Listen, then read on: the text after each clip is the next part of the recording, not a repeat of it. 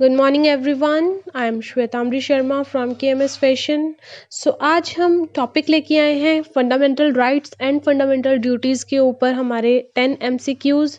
बहुत ज़्यादा इम्पॉर्टेंट है ये बिकॉज हमारा जो फैमिली स्टडीज़ का टॉपिक है उसके अंदर जितने भी हमारे राइट्स आते हैं, जितने भी हमारे rights to education, rights to equality और हमारे चिल्ड्रंस के लिए राइट्स आते हैं, तो उससे रिलेटेड क्वेश्चन हमेशा पूछने को मिलता है।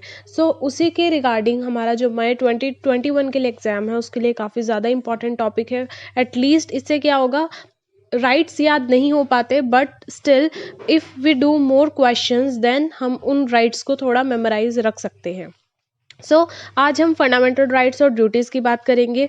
The question number 1 is the fundamental duties were included in the constitution of India by which of the following amendment act.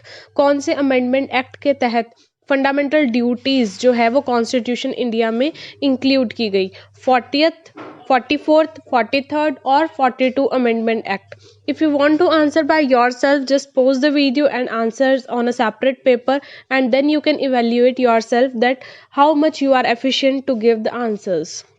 So the correct option for this particular question is fourth, that is 42 Amendment Act. So this one is our right answer.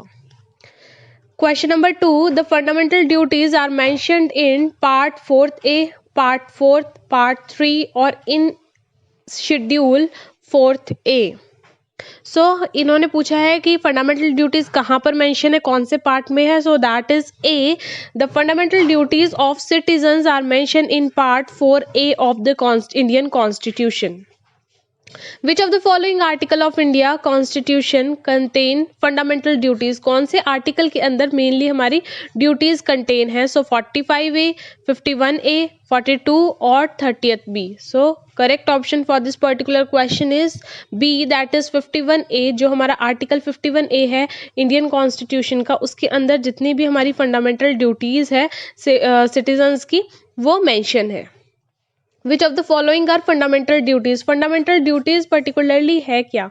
Safe guard public property को सही रखना, protect the sovereignty, integrity और unity of India, एकता बनाए रखना, develop scientific temper and humanism, जो हमारा व्यक्तित्व है उसको सही रखना और ह्यूमैनिटी को जागरूक रखना, और all of the above. Correct option is all of the above because अपने देश की पब्लिक प्रॉपर्टी को भी हमें सेव करना है, एक साथ हारमोनियस बिहेवियर भी रखना है और मानववाद भी, हमें मानवता की जो भावना है वो भी जगाए रखनी है। Which of the following committee suggest incorporating fundamental duties in Indian constitution? कौन सी कमेटी थी जिसने क्या किया, फंडामेंटल ड्यूटीज को इंडियन कॉन्स्टिट्यूशन के अंदर इनकॉर्पोरेट किया? Malhotra committee, Raghavan committee, Swaran Singh committee या फिर Narasimha committee?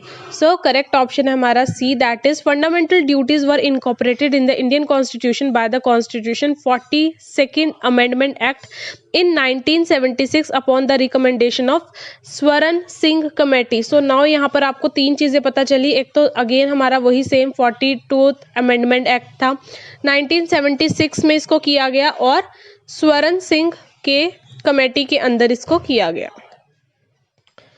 Which of the following article of India contain the right to religion freedom? मतलब रिलीजियस कौन सा रिलीजन मैं चाहती हूँ उसकी फ्रीडम कौन से आर्टिकल में थी, ये पूछा है। आर्टिकल 25 to 28, 29 to 30, 32 to 35 और 23 to 24।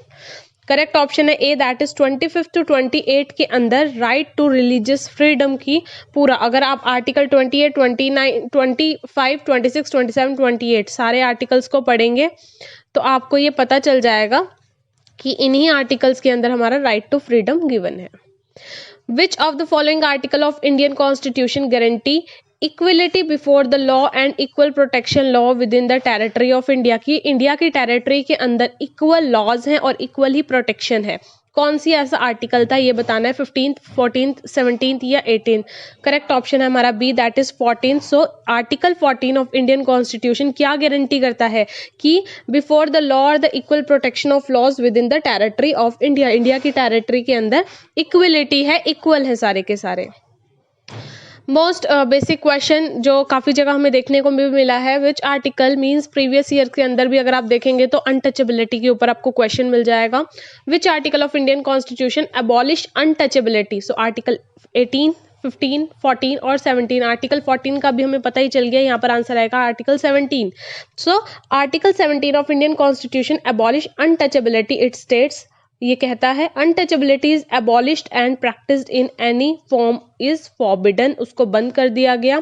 Enforcement of any disability arise out of untouchability shall be an offence punishable in accordance with the law. अगर आपने छुआछूत वाली बात की, अनटचेबिलिटी की बात की कि इसको नहीं हम छू सकते जातिवाद के ऊपर या किसी भी विवादवाद के ऊपर, तो फिर उस चीज़ के लिए एक ऑफेंस है, वो एक पनिशमेंट, पनिश का लॉ है। अगर कि अगर आपने ऐसा कुछ किया तो आपको पनिशमेंट मिलेगी।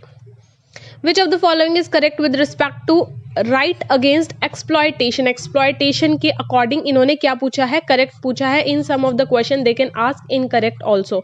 सो हमें ये बिल्कुल ध्यान में रखना है कि उन्होंने पूछा क्या हुआ है। So prohibition of traffic in human being and force labour, बंद कर देना चाहिए ये सब। Freedom as to payment of taxes for the promotion of any particular reason, promotion of interest of minorities, या फिर equality before the laws. So correct कौन सी है? राइट अगेंस्ट एक्सप्लॉयटेशन में हमारी ए। आर्टिकल 24 और 23 और 24 of Indian constitution contain right against exploitation. So यहाँ पर हमें एक और चीज़ पता चल गई कि राइट अगेंस्ट एक्सप्लॉयटेशन हमारा कहाँ पर है? आर्टिकल 23 और 24 के अंदर हमारा एक्सप्लॉयटेशन के लिए आर्टिकल है। सो इसी तरीके से आप क्या कर सकते हैं, बेसिक जितने आर्टिकल्स आप जिस दिन मान लो 10 क्वेश्चन करते हैं, उस दिन 10 आर्टिकल्स को याद कर सकते हैं। In which part of the Indian constitution the fundamental rights are provided? So part 2, 3, 5th या 4th। सो करेक्ट ऑप्शन है हमारा B, that is part 3rd के अंदर जो है इंडियन कॉन्स्टिट्यूशन में हमारे फंडामेंटल राइट्स जो है सिटीजन के, वो मेंशन है। So here we go, this are complete questions, 10 questions on our fundamental rights as well as duty. So यहाँ से आपको क्या हो सकता है कि थोड़ी थोड़ी चीज़ें याद कर सकते हैं, जिससे आपको बहुत ज़्यादा चीज़ों को याद करने की नीड नहीं होगी। और साथ के साथ इन बेसिक अगर आप रोज़ के 5 या 10 क्वेश्चंस करते हैं, आई एम नॉट सेइंग कि 2 दिन पूरे के पूरे इस पे लगाओ, लेकिन क्योंकि कभी भी याद नहीं होगा, लेकिन 5 क्वेश्चंस ईच डे भी अगर आप अपने जो इस टॉपिक के, इस यूनिट के आप फंडामेंटल राइट्स, ह्यूमन राइट्स और जितने भी आपके इंटीग्रेटेड चाइल्ड डेवलपमेंट स्कीम्स है, आपकी पोषण स्कीम्स है, आपकी उज्ज्वला स्कीम है, इन सारी स्कीम्स को देंगे तो फिर इजीली आपके ये क्वेश्चंस हो जाएंगे।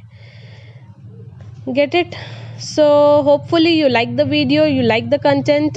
Please do like, share, comment, and please subscribe to KMS Fashion and hit the bell icon also, ताकि आपको कोई भी फ्यूचर की अपडेट्स मिलती रहे। So take care, have a nice time, have a nice day.